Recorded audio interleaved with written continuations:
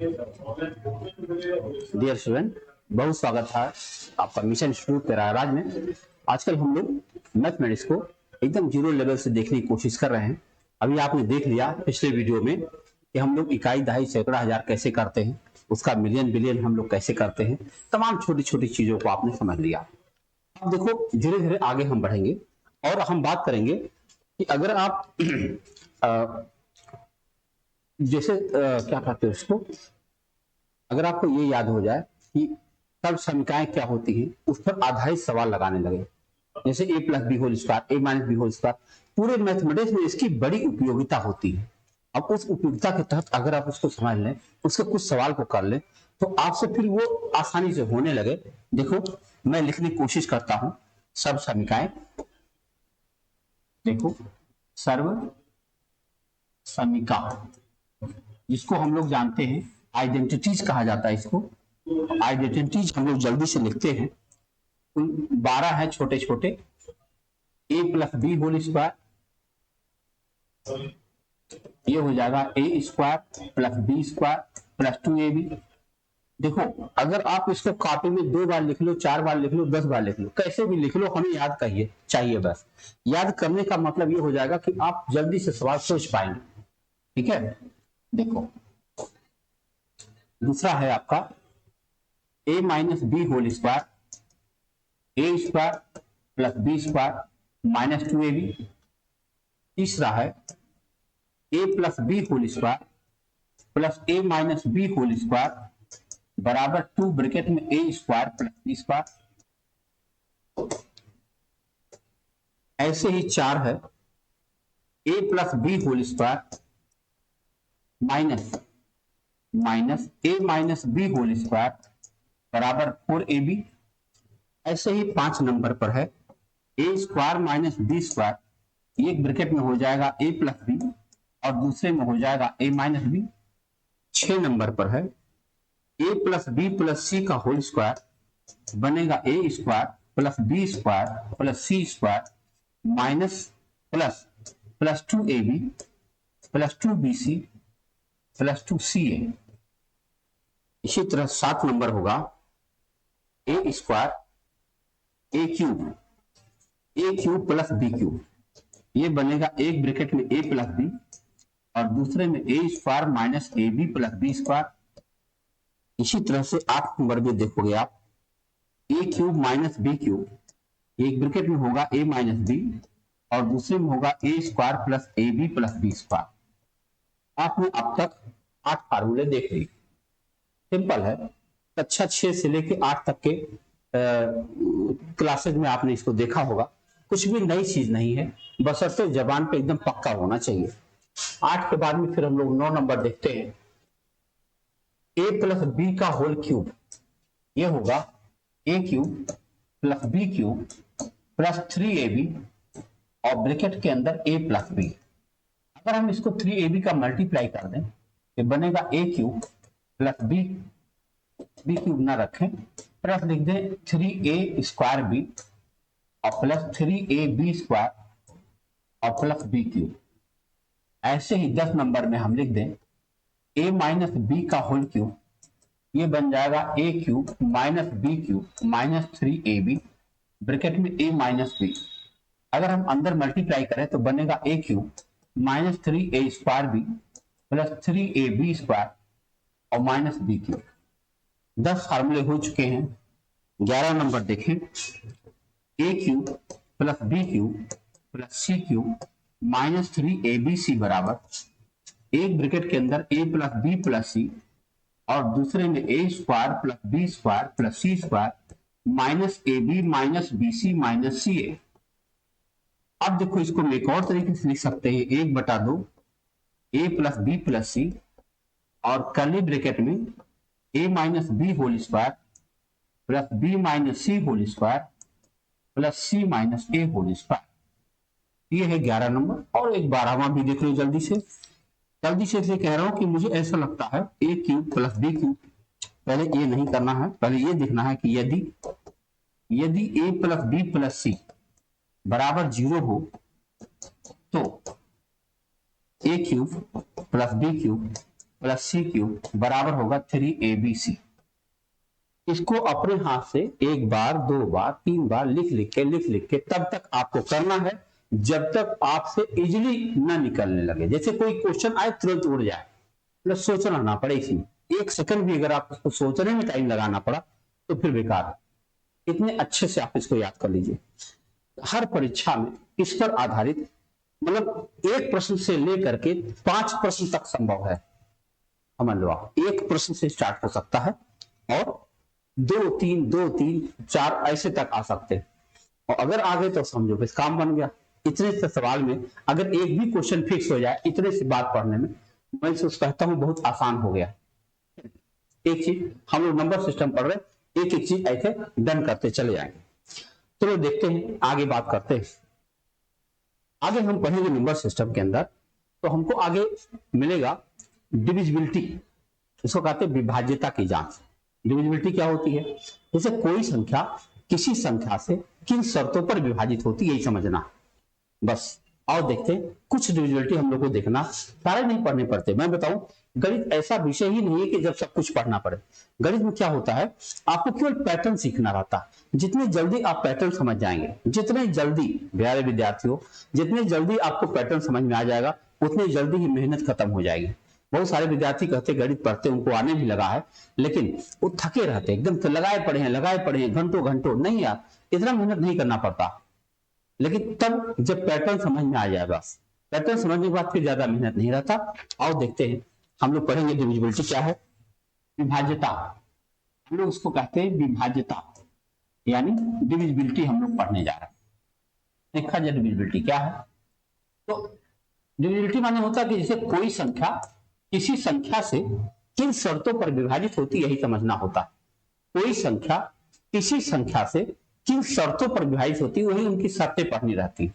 आओ समझा जाए। दो की डिविजिबिलिटी क्या है, यह कोई संख्या आपके सामने मिल जाए तो आप क्या कहोगे, अंत की संख्या, या अंतिम अंक कह लो आप।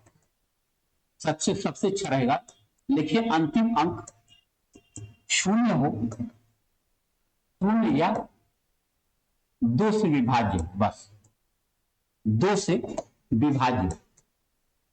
यानी कोई भी संख्या आपके सामने दिख जाए, उसका केवल लास्ट डिजिट आप देखिए, केवल लास्ट डिजिट, या तो वो शून्य मिल जाए और या तो 2 से कटने वाली कोई संख्या मिल जाए। कई विद्यार्थी इसको सम संख्या मान के चलते हैं कि अंत में सम संख्या मिल जाए, है? और शून्य को भी सम संख्या मान लेते। तो बल्कि एक जेन्युइन डेफिनेशन समझो आप, या तो शून्य मिल जाए या तो 2 से काटने वाली संख्या मिल जाए। हम कुछ एग्जांपल देते हैं। जैसे मान लो हमने दिया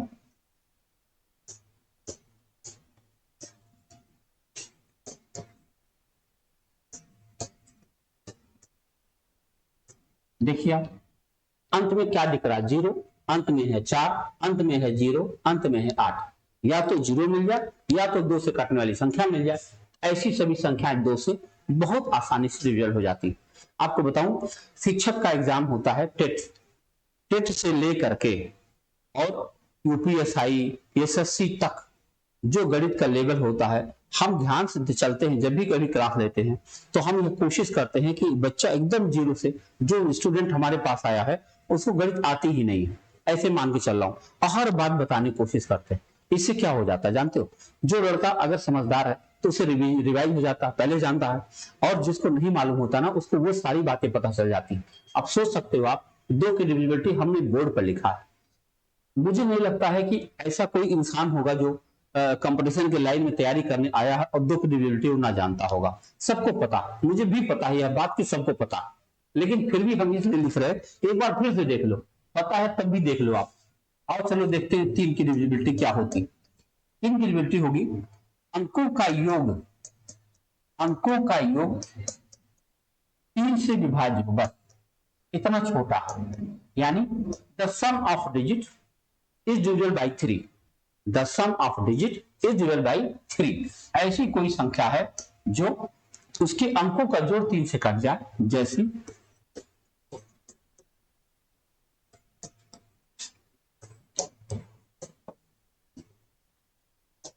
हमने इतने सारे नंबर लिख डाले, ये सारे के सारे नंबर 3 से डिविजिबल हैं। चेक कर लो आप, 6 4 10 2 12, 9 8 17 1 18, 6 5 11 4 15, 9 3 12 8 20 1 21, ये सारी की सारी संख्याओं का जोड़, सम इनका 3 से डिविजिबल है, इसलिए हम कह सकते हैं ये पूरी संख्या 3 से डिविजिबल है।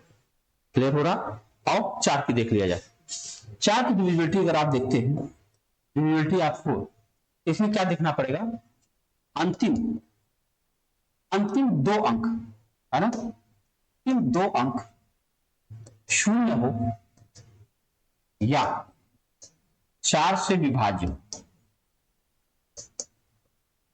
अंतिम 2 अंक शून्य हो या 4 से विभाज्य हो, कोई भी संख्या आपके सामने आ जाए, केवल लास्ट 2 डिजिट देखना है बस, और कुछ देखना ही नहीं। मैं एग्जांपल देता हूं,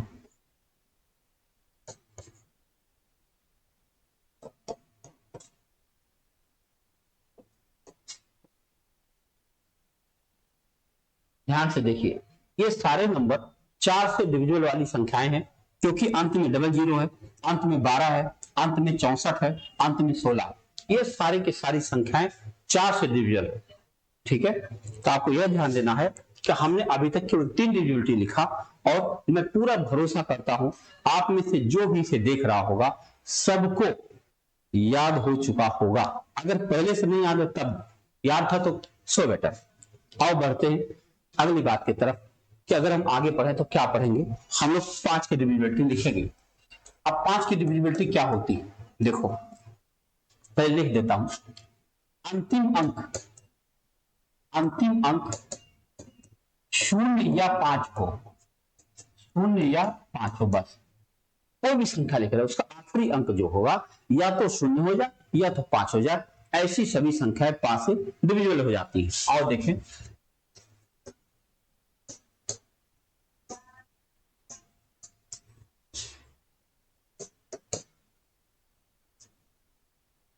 देखो, आप ध्यान से देखो, इसका आखिरी डिजिट 0 है, इसका आखिरी 5 है, इसका आखिरी 5 है, इसका आखिरी 0 है, यानी अंतिम अंक जो है या तो 0 है या 5 है। ऐसी जितनी संख्याएं होती हैं संसार भर में, सारी की सारी संख्याएं 5 से डिविजिबल होती हैं। अब ये जानने से क्या फायदा मिल जाएगा, जब कोई प्रश्न ऐसा आएगा जिसमें कुछ काटना रहेगा तो हम तुरंत काटना शुरू कर देंगे, सोचना नहीं पड़ेगा। सोचने में सबसे ज्यादा टाइम लगता है। अभी जो सिपाही का एग्जाम हुआ है आपने देखा है, बहुत सारे विद्यार्थियों ने ठीक प्रदर्शन किया, लेकिन बहुत सारे विद्यार्थियों ने ऐसा काम किया है कि वो अब पछता रहे। आप लोगों में से कई लोग होंगे अब पछता रहे होंगे। देखो भाई, जब आपको समय मिलता है ना, उस समय का जब अगर आप सदुपयोग नहीं करेंगे तो समय आने के ही नुकसान हो जाता है। अब आपके पास मौका, चलो अभी तो मान लो राजनीतिक कारण है फिर से वैकेंसी आ रही है, लेकिन मान लो ऐसा ना होता तब क्या होता, फिर आने वाले 3-4 साल तक फिर सिपाही नहीं आती। ऐसी कंडीशन में क्या होता, कम से कम सिपाही तो नहीं बन सकते थे। अब आप बताओ, अगर सिपाही सोचे थे पहले और अब नहीं बन पा रहे, तो क्या उस आदमी से उम्मीद करें हम कि अब सिपाही छोड़ो अब सीधे आईएएस बनेंगे? ना, कितना लंबा काम हो जाएगा, आसान नहीं होगा ना। क्योंकि हर पेरेंट ऐसा नहीं है कि बच्चों को आईएएस तैयारी कराने के इतना हिम्मत और धैर्य बनाए रखे। इतना पैसा चाहिए, समय चाहिए, और बच्चे के अंदर भी इतनी लगन पैदा हो जाए, है कि नहीं। वनडे एग्जाम थोड़ा आसान होता है, 1 साल के अंदर में उसको कई एग्जाम देने का मौका मिल जाता है। कई एग्जाम, एक एग्जाम गलत हुआ दूसरा मिल जाएगा, दूसरा एग्जाम गलत हुआ तीसरा मिल जाएगा, कितनी गलतियां होंगी, सिलेक्शन तो मिल ही जाता और वैकेंसी भी ज्यादा होती है। और आजकल तो क्या पूछना है, आजकल तो एनटीपीसी आ गई है, आ रही, हाँ आ ही गई है, उसका नोटिफिकेशन आ गया, दरोगा की आने ही जा रही है, सिपाही की है ही, जीडी का है ही है, क्या पूछना है, मजे ही मजे हैं। लेकिन ठीक से पढ़ लो, तब कहीं ऐसा ना हो बाद में फिर यही सोचना रह जाए काश 2 क्वेश्चन और सही हो गए होते। ऐसा क्या होता कि बाद में ही समझ में आता, पहले लगा अरे ठीक है देखा जाएगा, और बाद में आप नहीं देखते, दुनिया देखने लगती है तब, है ना। तो इसको बचाना है, जहां तक हो सके ऑफलाइन बैच ज्वाइन करो आप, बैच से बेहतर कुछ नहीं होता, समझे आप। ऑनलाइन में क्या है, कोर्स कंप्लीट हो जाता, आपको लगता है कि आप, जैसे नहीं होता घर का खाना हो बाहर का, है तो समोसा कितना भी खा लो आप, पेट आपको भरेगा नहीं और नुकसान अलग से करेगा। चीजें जल्दी से कवर हो जाती है, मैं मान लेता हूं, लेकिन जो बैठना चाहिए बात में, क्योंकि अगर आप में से कोई क्लास में बैठा होगा तो आप जानते होंगे एक एक क्वेश्चन को छोटे 75 लोग नहीं कर पाते, मैं क्या बताऊं, ऐसे ऐसे संख्या नहीं इधर उधर कर पाते। मैंने एक जगह लिखा 3x बराबर 12 तो x बराबर 4, तो एक लड़का कह रहा 12 कहां गया, बताओ 12 कहां गया। अब आप समझो, अगर वो लड़का है और वो सिपाही बनना चाहता है क्या कह दूं कि नहीं तुम नहीं बन सकते? बन सकते हैं और बन के दिखा देते हैं। लेकिन अगर वो लड़का, चलो ज्वाइन करा दो किसी यूट्यूबर को, जरा बताओ क्या कर लेगा वो लड़का, है कि नहीं? प्रॉब्लम समझो बात को। समझना यही है कि जहां तक हो सके कोशिश करो ऑफलाइन ज्वाइन करने की। आपके आसपास कहीं, मान लो इतना दूर ना आ सको तो आप जहां भी हो गांव में आसपास कोई कोचिंग देख लो, लेकिन कोशिश करो कि ऑफलाइन गुरु के संपर्क में आ जाओ। आज 5 सितंबर है तो गुरु की तरफ से ज्ञान में दे रहा हूं। जब भी कभी कुछ आपको अध्ययन करना हो, ठीक से पकड़ बनानी हो, आपको लगता हो कि हम उसके भरोसे पूरा जीवन पार करना चाहते हैं, तो गुरु से ऑनलाइन बात ना करो, सीधे मिलो जाकर। ऑनलाइन कुछ नहीं होता है, सीधे जाके मिलो, आशीर्वाद लो और उससे पढ़ो जो आपको पढ़ना है। कहीं भी बैठा हो, गांव में हो, शहर में हो, जाओ और मिलो। ये है ऑनलाइन आशीर्वाद नहीं। जैसे आपको बताऊं, एक मजेदार बात बताऊं, आज 5 सितंबर है, बहुत सारे बच्चों ने केक की फोटो, पेन की फोटो, डायरी की फोटो हमें सेंड कर दिया। Happy teachers day. क्या समझते हैं आप? क्या समझते हैं आप इसको? बताइए आप। इससे हमें क्या खुशी मिल गई और हम उनको क्या कह दें? धन्यवाद तो हमने जरूर कह दिया, लेकिन जरा सोचो क्या यह तरीका सही है? जैसे अब होली आई, मिठाई, तो हम आपको मिठाई की फोटो भेज दें। ऐसे ही दिवाली आई तो दीपक बना के एक फोटो भेज दें, हो गई दिवाली। बताओ क्या ये सच है? ऐसा होता है? आपको भूख लगी है, बहुत ज्यादा भूख लगी है, आपकी एक थाली भोजन का फोटो खींचा, आपको भेज दिया, खुश हो गए? पेट भरा कि नहीं भरा? है कि नहीं? आओ देखा जाए। तो 5 आपने देख लिया, 6 की देखते हैं। 6 जो होता है, 6 के बारे में एक मजेदार बात बताता हूं आप। 6 के बारे में, 6 एक perfect number. What is perfect? मजेदार बात बता रहा हूं। 1 से लेकर 100 तक की गिनती में केवल 2 ही संख्याएं परफेक्ट, केवल 2 संख्या। एक का नाम है 6 और एक का नाम है 28, बस केवल 2 संख्याएं परफेक्ट। अब है क्या इसके अंदर? कौन सी खासियत दिख रही भाई? मजे की बात बता रहा हूं। परफेक्ट की खासियत यह है कि जो परफेक्ट नंबर होता है अपने विभाजकों के जोड़ के बराबर होता है। The sum of their factors, any number which is sum of their factor is called perfect number. और देखते हैं कैसे। 6 किससे कटेगा? 1 से कटेगा, 2 से कटेगा, 3 से कटेगा ना। इसके बाद तो 6 ही से कटेगा। तो खुद को छोड़ के, नहीं पता खुद को ही जोड़ देंगे तब क्या होगा? तो जोड़ो जरा इसको, कितना हुआ? 3 + 2 + 1, 6 आया कि नहीं आया? तो ये 6 अपने विभाजकों के जोड़ के बराबर है, इसलिए इसे परफेक्ट नंबर कहते हैं। यही हाल 28 का भी है। 1 है, 2 है, 4 है, 7 है और 14 है। चेक करो, ये सारे विभाजक हैं इसके। तो 14 7 21, 21 4 25, 2 27, 1 28, ये भी अपने विभाजकों के जोड़ के बराबर है। इसका मतलब यह भी एक परफेक्ट नंबर है। तो अपने दिमाग में बैठा लो परफेक्ट नंबर क्या होता है और कैसे ज्ञात किया जा सकता है या चेक किया जा सकता है। कोई नंबर आपको दिया जाए और कहा जाए बताओ भाई क्या ये परफेक्ट है, तो आप उसको जोड़ फैक्टर करके पता कर सकते हो आप। तो फिलहाल और 6 के बारे में सोचते हैं। 6 की डिविजिबिलिटी यह है कि अगर कोई संख्या 2 तथा 3 दोनों से डिविजन हो जाए, कोई संख्या 2 तथा 3 दोनों से विभाज्य ऐसी कोई संख्या आपको दिखाई पड़ जाए, वो 2 से भी कट जाए, 3 से भी कट जाए, तो ऐसी सभी संख्याएं 6 से विभाजित होती हैं। हम कुछ एग्जांपल दिखाते हैं।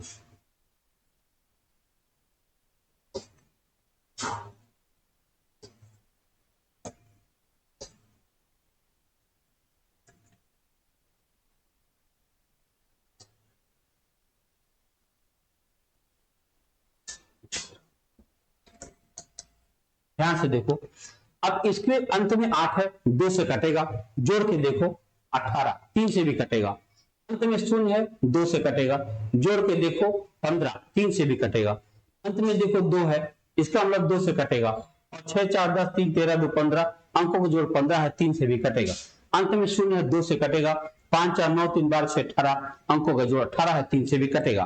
तो ये सारी संख्याएं 3 से भी कट रही है और 2 से भी कट रही है, इसलिए ये सारी संख्याएं 6 से भी विभाजित हो जाएंगी। ठीक है, आओ देखते हैं 7 की डिविजिबिलिटी। देखो 7 की जो डिविजिबिलिटी होती है ना, वो थोड़ी अलग है ना, नॉर्मल डिविजिबिलिटी से थोड़ा सा अलग है। क्या अलग है मैं बताता हूं। दरअसल 7 की डिविजिबिलिटी ऐसी है कि दो प्रकार की, एक तो लिमिटेड डिविजिबिलिटी है, एक यूनिवर्सल डिविजिबिलिटी है। लिमिटेड माने होता है कुछ खास परिस्थितियों में सच है, एक ऐसी स्थिति बना दिया जाए जिससे आपको देखते ही पता चल जाए, तब उसको हम लिमिटेड डिविजिबिलिटी कहते हैं। यूनिवर्सल क्या हो जाएगी, जो सभी परिस्थितियों में सच होगी। आओ दिखाते हैं कैसे। देखो, अगर किसी अंक को आप लगातार 6 बार लिख दो, बस देखो मैं लिख रहा हूं 1 2 3 4 5 6, 1 2 3 4 5 6, 1 2 3 4 5 6, 1 2 3 4 5 6, यानी कोई संख्या लगातार 6 बार लिख दो तो ऐसी संख्या 7 से अवश्य विभाजित होती है। क्लियर? अब देखो, अगर किसी 2 अंक की संख्या है, कोई 2 अंकों की संख्या है, उसे लगातार हम 3 बार लिख दें तो ऐसी संख्या भी 6 से विभाजित 7 से विभाजित होती है। और दिखाएं, जैसे हमने लिखा 25 25 25, 61 61 61, 94 94 94, कुछ भी आप लिख सकते हो, आपकी मर्जी है।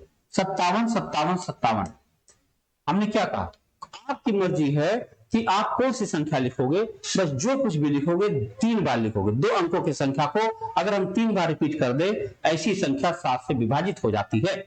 अब देखो, कोई 3 अंक की संख्या है जिसे लगातार 2 बार लिख दिया है, कोई भी, देखो मैंने लिखा 634 634, 519 519, 861 861, 125 125।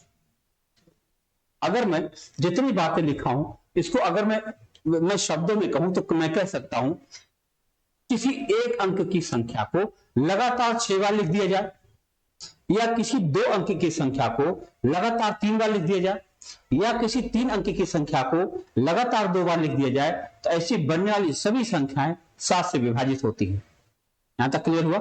लेकिन मेरे भाई, ये चीजें हरदम कहां मिलती हैं? हरदम तो मिलेगी नहीं। इसके लिए कोई यूनिवर्सल डेफिनेशन भी होना चाहिए। और देखा जाए इसकी यूनिवर्सल डेफिनेशन क्या है, मैं लिखता हूं। यूनिवर्सल डेफिनेशन है, अंतिम अंक को दोगुना करके शेष संख्या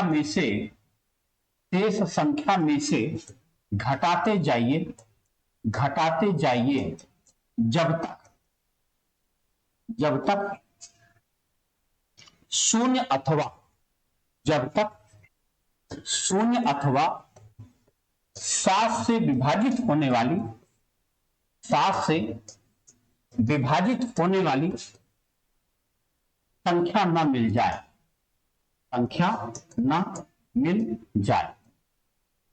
यानी हमको ऐसा कुछ करना है, कोई संख्या हमारे सामने होगी, हम उसके अंकों को देखेंगे, उसके बाद अंतिम अंक को दुगुना करके बाकी संख्याओं में से घटाते जाएंगे, तब तक ऐसा करते जाएंगे जब तक शून्य अथवा 7 से कटने वाली गिनती ना मिल जाए। एक एग्जांपल लेकर देख लेता हूं। जो मैंने यहां लिखा है ये सारे के सारे 7 से कट रहे हैं। चलो इसमें किसी को ले लेता हूं, 519 ले लेता हूं। आओ चेक करके दिखाता हूं। मानो हमने लिखा 519, हमें चेक करना है ये 7 से कटेगा कि नहीं कटेगा। आओ चेक करें। तो 9 का दोगुना करेंगे 18 को हम इसमें से घटाएंगे, 11 में से 8 घटाएंगे 3, और 4 में से 1 घटाएंगे 3, और बाकी यहां तो ये रहेगा ही। अब इसका दोगुना करेंगे 6, इसमें से घटाएंगे 13 में से 6 घटाएंगे 7, यहां आएगा 8, ये रहेगा 15। फिर इसका दोगुना करेंगे 14, इसमें से घटाएंगे, यहां आएगा 4, यहां आएगा 4। वाह, कुछ गड़बड़ हुआ? और एक बार चेक करें। 519, 9 दूनी 18, 11 में से 8 घटाए 3, 4 में से घटाए 3, बाकी ओहो ये गलती रही है। देखो ये देख रहे हो आप, ये था 519। जब आप घटाते हो 13 में से 6 घटाते हो 7, यहां बनेगा 8, और फिर यहां बचा है कितना। अब यहां 7 को दूना घटाते हो 4, और यहां घटाते हो 4। देखो ये चीज ध्यान से देखिए।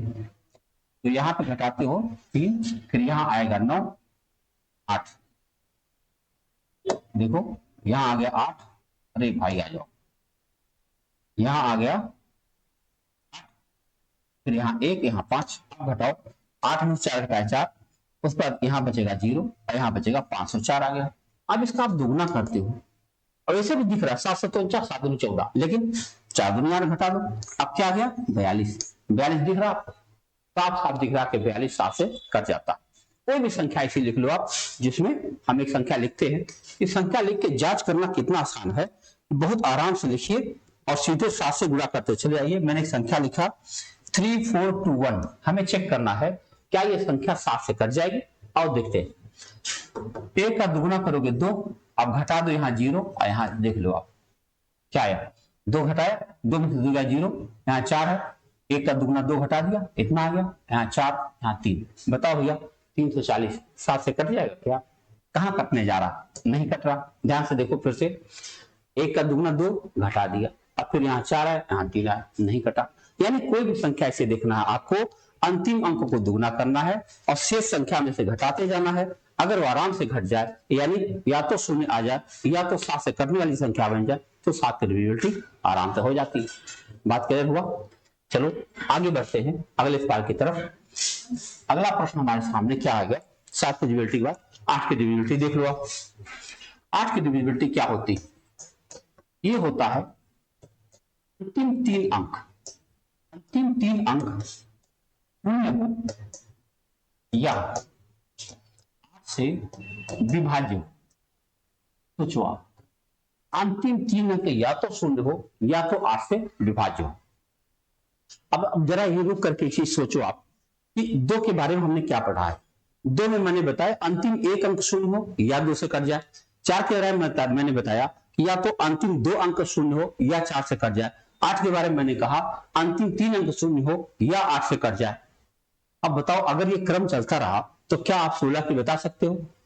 अंतिम 4 अंक शून्य हो या 16 से कट जाए। 32 की बताओ अंतिम 5 अंक शून्य हो या 32 से कट जाए। 64 की बताओ अंतिम 6 अंक शून्य हो या 64 कट जाए। जाओ, पूरा आसमान खाली है आपके लिए। मैं यही कह रहा था, पैटर्न होता है, पैटर्न। केवल गणित में पैटर्न सीखा जाता है, पूरी गणित लगानी ही नहीं पड़ती है। दिखाता हूं आपको, देखो संख्या में एक एग्जांपल देता हूं। मैंने लिखा ये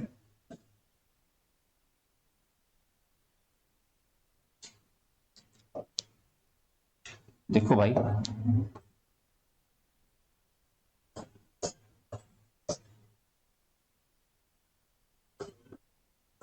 ध्यान से देखो, अंतिम 3 अंक को ध्यान से देखना, अंतिम 3 अंक को ध्यान से देखना। या तो 0 है या तो 8 से कटने वाली गिनती है, ऐसी सभी संख्याएं 8 से कट जाती। अब 9 की भी देख लो। 9 की देखोगे तो 9 में क्या होता है, जैसे 3 की डिविजिबिलिटी आपने देखा था, 3 में क्या देखा था, अंकों का योग 3 से कट जाए, यानी the sum of digit is divided by 3। अब इसमें 9 में करना the sum of digit divided by 9, यानी अंकों का योग, अंकों का योग किससे कट जा भैया, 9 से विभाजित हो जा, 9 से विभाजित। अगर ऐसा हुआ अंकों का जो 9 से कट गया तो फिर आपको क्या करना पड़ेगा, देखो मैं एग्जांपल देता हूं।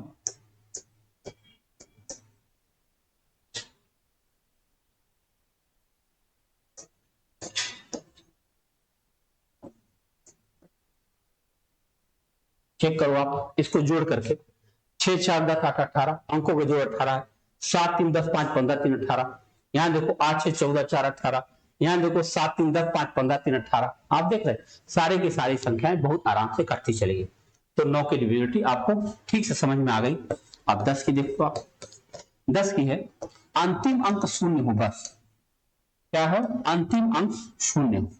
अगर अंतिम अंक शून्य आपको मिल गया तो वो संख्या निश्चित रूप से 10 से कट जाएगी, कुछ सोचना ही नहीं है। मैं देखता हूं उदाहरण, देखो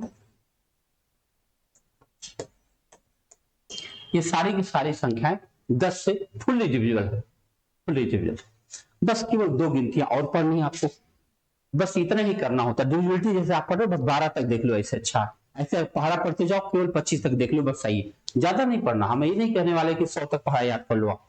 देखो 11 की देखो, 11 की डिविजिबिलिटी क्या होती है, यहां पर जानते हो हिंदी में जो गजा लिखा हुआ है, कोई संख्या लिखी हो तो सम तथा विषम स्थानों के अंकों के योग का अंतर शून्य हो अथवा 11 से कट जाए। भाई थोड़ा मुश्किल हो गया, यहां पर एक अंग्रेजी शब्द इस्तेमाल कर लेते हैं, उसका नाम रख देते अल्टरनेट। क्या रख देंगे, अल्टरनेट। देखो अल्टरनेट, अंकों के योग का अंतर,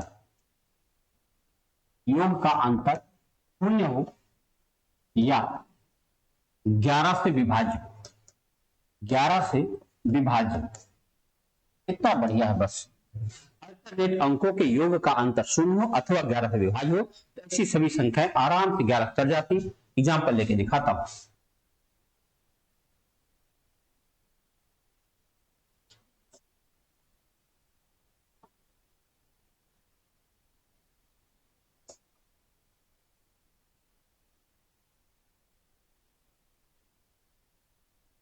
देखो हमने इतने सारे लिख दिया गिनती, अब चेक करेंगे। देखो 5 + 8 13, 8 + 5 13, 13 में से 13 आप निकालते हो 0 यानी 11 कट गया। यहां देखो 7 3 10, 10 5 15, ये क्या है 8 7 15, 15 में से 15 घटाया क्या कट गया 0 आ गया।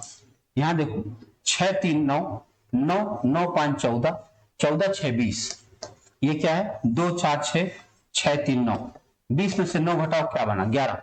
यानी अल्टरनेट अंकों के योग का अंतर या तो शून्य हो जाए या तो 11 से कटने वाली संख्या बन जाए, तो निश्चित रूप से वो संख्या 11 से डिवाइड हो जाती है। बस अब केवल एक पढ़ लो आप, 12 की डिविजिबिलिटी खत्म।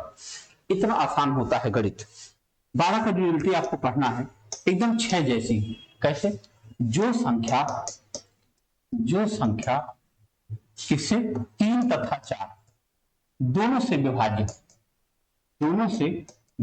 हो। अगर कोई संख्या 3 तथा 4 दोनों से विभाज्य होगी तो निश्चित रूप से 12 से विभाजित हो जाएगी। देखो कैसे, मैं उदाहरण पहले दे दूं।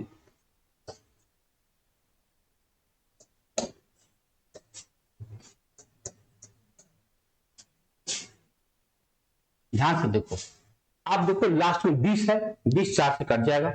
अब जरा जोड़ो 6 4 10 3 13 2 15, 15 है तो 3 से भी कट जाएगा। अंत में डबल जीरो है, निश्चित रूप से ये कट जाएगा आपका 4 से, और 9 8 17 18, 18 है तो 3 से भी कट जाएगा। ऐसे ही अंत में 40 है, 4 से कटेगा ही कटेगा, और 6 5 11 4 15, निश्चित रूप से ये 3 से भी कटेगा। यानी अगर कोई ऐसी संख्या है जो 3 तथा 4 दोनों से डिविजिबल है तो निश्चित रूप से वो 12 से डिविजिबल हो जाएगी। अब यहीं पर एक और अच्छी बात बता दूं आपको, जैसे 6 है, 6 के बारे में हमने लिखा अगर कोई संख्या 2 और 3 से कट जाएगी। 12 के लिए हमने लिखा जो संख्या 3 और 4 से कट जाएगी। क्या इस प्रकार से हम यह सीख सकते हैं कि 24 के लिए जो संख्या 4 और 6 से कट जाएगी वो 24 से कट जाएगी? लेकिन ये मेरे भाई गलत हो गया। क्यों गलत हो गया तेरा बताता हूं आपको।